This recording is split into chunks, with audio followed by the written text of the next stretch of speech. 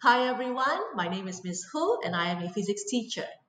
In this video, I'm going to go through with you how to determine the resultant force of two forces acting at an angle other than 90 degrees to each other. Now, if you have a situation where an object is acted upon by two forces that are at an angle that is not 90 degrees. So say for example, you have a situation this way. Let me put in some values here for you to understand. Let's say this is 3 Newton and 4 Newton, and this is at an angle of 60 degrees. Now, there are two methods to solve this question. You can either use the parallelogram method or the triangle method. In an earlier video, I showed you how to solve the resultant force of two forces acting perpendicular to each other. In that video, I showed you how to solve the question with both the parallelogram as well as triangle method. You can use the same method of this parallelogram and triangle to solve this problem. However, there are also two additional approaches you should be aware of. You can either solve this by drawing a scaled diagram, or you can calculate the answer out. Of course, which method to use depends on the question. The question will let you know whether you are supposed to use the scaled diagram or you do calculation. Now, at SPM and IGC O levels, they will never ask you to use the calculation method to solve this kind of problem. They will always ask you to use the scaled diagram method. Now, I know there are some of you who are curious, how on earth do we solve this using calculations? So in this video, I will show you both methods, how to solve this using the scaled diagram method, as well as how to calculate the results out. So if we're going to use the scaled diagram method, what we need to do is we need to draw the solution out. What you will need is a ruler with the length markings, a protractor, and of course, a pencil. Now, when we want to draw the solution out, try to always maximize the space on the paper. Don't draw it in one tiny little corner, which makes it so hard for you to draw and for the examiner to check your result. If the scale is given to you, use the scale to plan out your drawing. If the scale is not given to you, determine a scale that would maximize the use of the space that's available. So I have here a piece of blank A4 paper and I'm going to maximize the space on this paper. I'm going to show you the methods for both parallelogram and triangle. I will start with the parallelogram method first. So to find a scale that suits this piece of paper, I will use a scale of 4 centimeters to 1 Newton. So starting with the 3 Newton force to the right, 3 Newtons means that I have to draw out a length of 12 centimeters. So starting from this point, I will measure out 12 centimeters.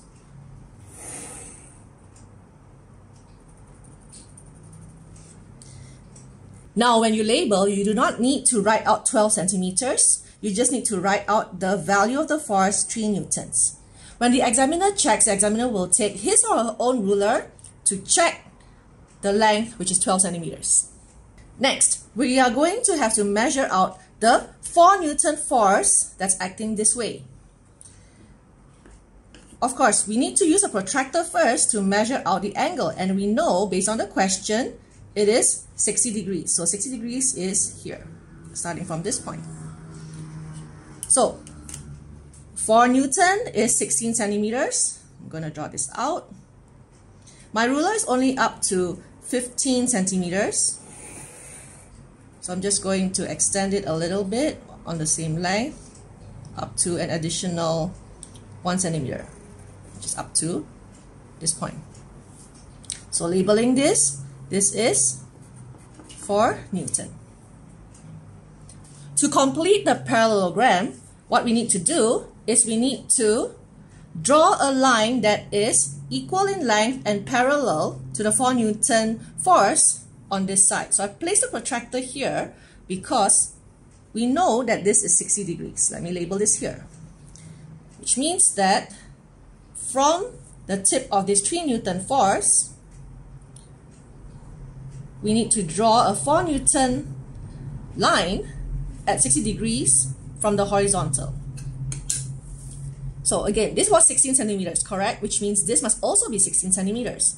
However, when you draw this line, you cannot draw a solid line because this is not the actual force line. These two lines are the force lines. Because we're completing the parallelogram and this becomes the guideline, you need to draw the line as a dotted line. Guidelines must always be drawn as dotted lines.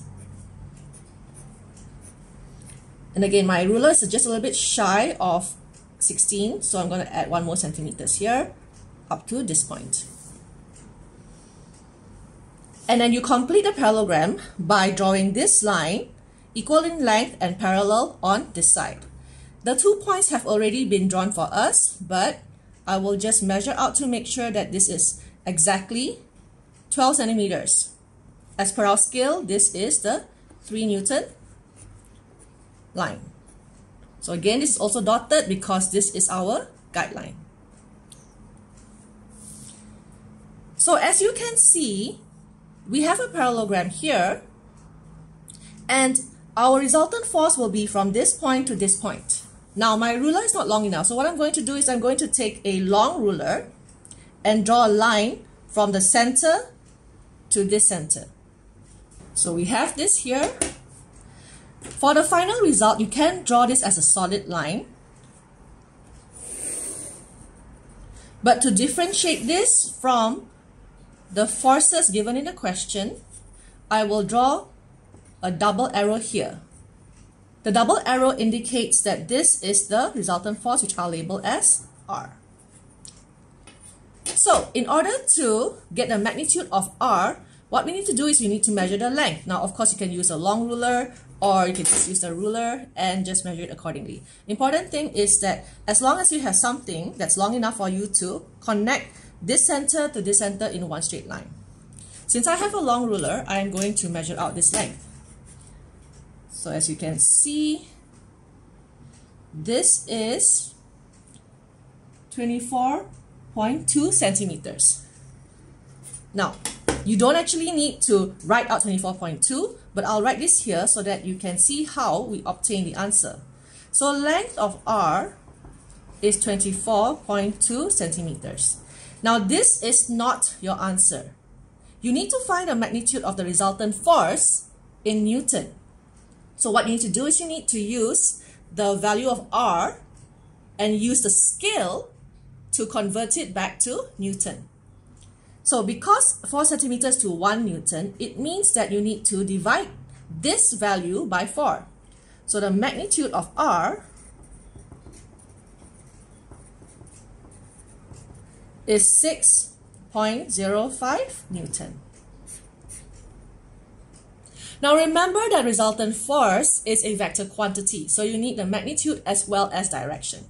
The direction in this case refers to the angle at which it acts, which in this case is this angle. I will label this as theta. How do we get theta? Since this is a scaled diagram, all we need to do is just use a protractor and measure the value of theta. So from here, we can see that this angle is 35 degrees. That means the angle of theta is 35 degrees anti-clockwise from our reference point, which is the 3 Newton line. And this is how you use the parallelogram method to find the resultant force of two forces acting at an angle that is not 90 degrees.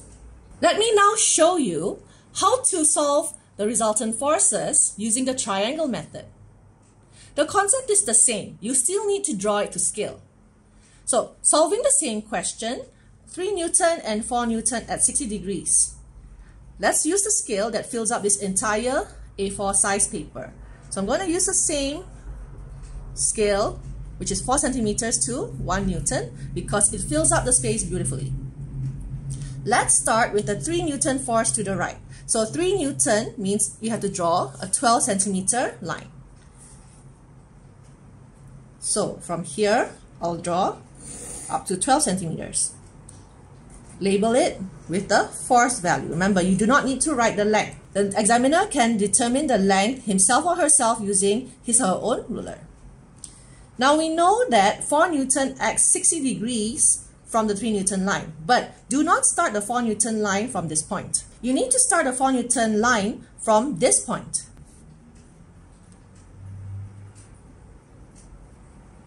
And from this point up 60 degrees. That means 60 degrees is over here. For the 4 Newton line, 4 Newton should be 16 centimeters in length. So, starting from the tip of the 3 Newton line, we follow the mark we have made. We draw up to 16 centimeters. So, because my ruler is only 15 centimeters, just like earlier, I'm just going to add on another 1 centimeter. And this is our 4 Newton line.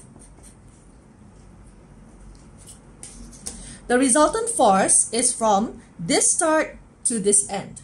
So I'm going to use my long ruler to complete the triangle.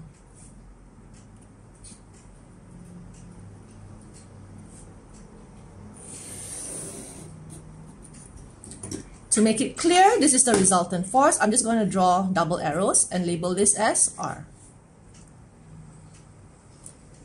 To determine the magnitude of R, use your ruler, measure it out, and from here you can see that we have a length of 24.2 centimeters. So again, I'm just going to write this out. The length of R is 24.2 centimeters. But remember, this is not your answer because this is length. I'm only writing this out so that you can see how we obtain the magnitude of R. To get the magnitude of R, you need to use this length and convert it back using the scale. So the magnitude of R, based on my scale of 4 centimeters to 1 Newton, to take this number divided by 4. And that's how you get 6.05 Newton. And of course, we need the direction. So the angle in this case will be measured from the 3 Newton up to our resultant force. Use your protractor and measure out the angle. In this case, you can see it's 35 degrees. So theta, which I've labeled here, which is our angle, is 35 degrees anti-clockwise from 3 Newton. Just to complete this diagram, I'm just going to add the label here of 60 degrees to make it clear that we are answering this question. So, as you can see, whether you use the triangle method or the parallelogram method, you will get the same answer. So, it doesn't matter whether you use the parallelogram method or the triangle method. The important thing is that you know how to draw this to scale using your ruler and your protractor. So, which one to choose? Choose the method which you feel makes more sense to you. So, if you find that logically thinking the parallelogram makes more sense, then use the parallelogram. If you find logically the triangle makes more sense, then use the triangle method. As you can see, it doesn't matter which method you use because the same answer will be obtained. Remember, the important thing is draw to scale using your ruler and your protractor. And this is how you use the scale diagram method to solve the resultant force for two forces acting at an angle that's not 90 degrees to each other. And that's how you use the scale diagram method. I will now show you how to use the calculation method to solve the resultant force of this kind of question. Now, just like for the scale diagram method, it doesn't matter whether you use the parallelogram method or the triangle method. In this case, I'm going to use the triangle method because it's a lot cleaner and easier for you to see the result. But I'll also show you the parallelogram method after that. So we start off first with the 3 Newton force acting to the right.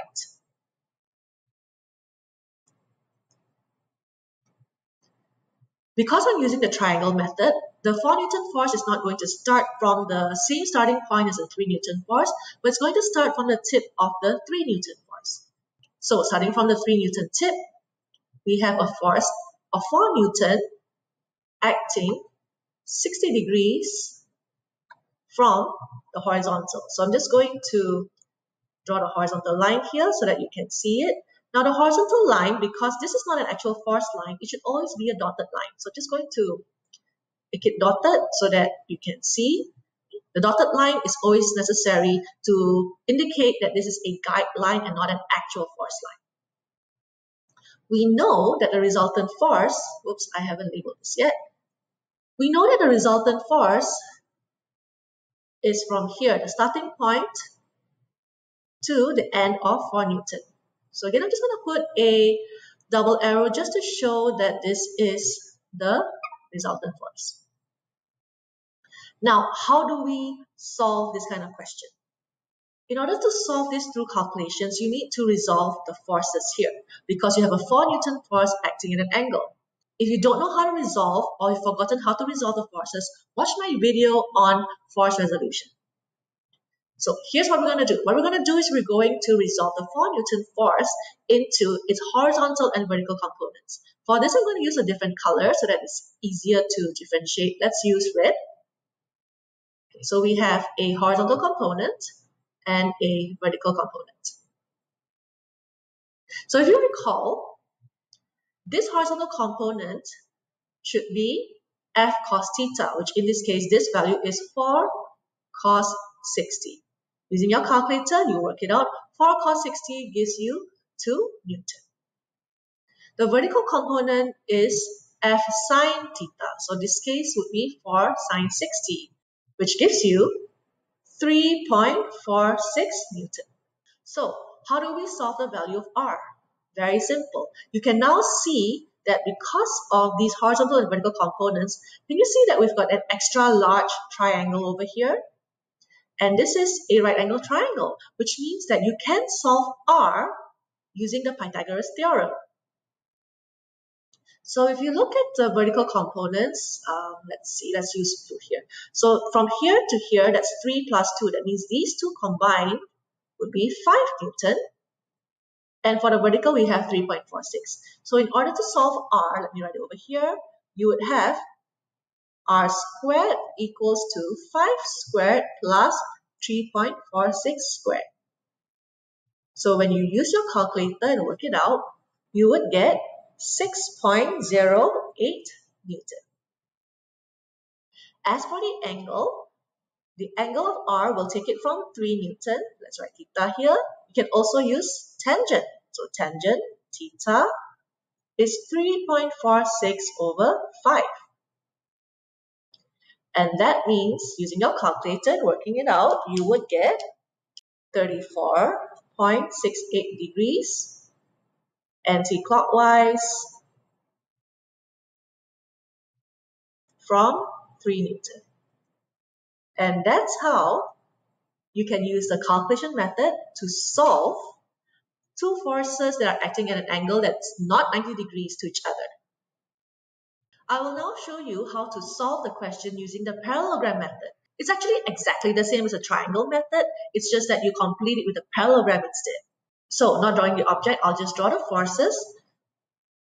So if you have a force this way, say 3 Newton, and we have the 4 Newton force acting at 60 degrees from the 3 Newton force, what you do is you complete a parallelogram by drawing a line that is equal and parallel to the opposite side. So for example, parallel to 4 Newton equal length, parallel to 3 Newton equal length. Oops, it's a little bit shy, so I'm just going to complete it.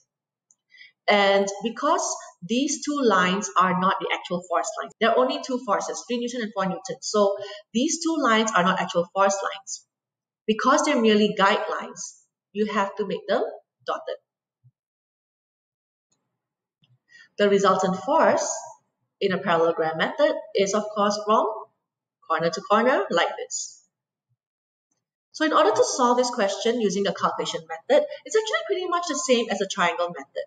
For me, this is a little bit more confusing because what we need to do is we need to resolve the 4 Newton force, but because 4 Newton is over here, it's going to overlap the 3 Newton force, which means you need to imagine there is a 4 Newton line here and resolve the 4 Newton line into its horizontal and vertical component like so.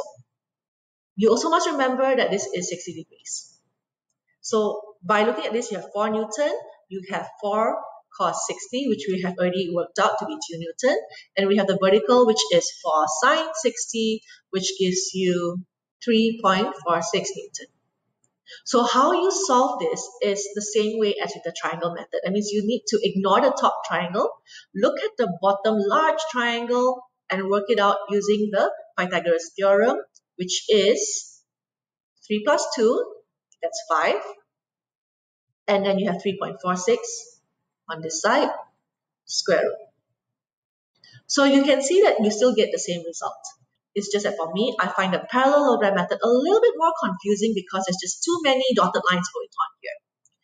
However, if you find that this is okay for you, by all means go ahead and solve using this method. And you should still get 6.08 Newton. And just like for the triangle method, you need to find the angle. Let's take this angle of theta. That means this is tangent theta, which gives you 3.46 over 3 plus 2, which is 5. You work it out, you would get 34.68 degrees. Anti-clockwise from 3 Newton. So these are the methods you can use to solve the resultant forces for two forces acting at an angle that is not 90 degrees. I hope you have found this video educational and helpful. Don't forget to click like and hit subscribe to my YouTube channel, Physics Rocks. Thank you for watching and happy studying.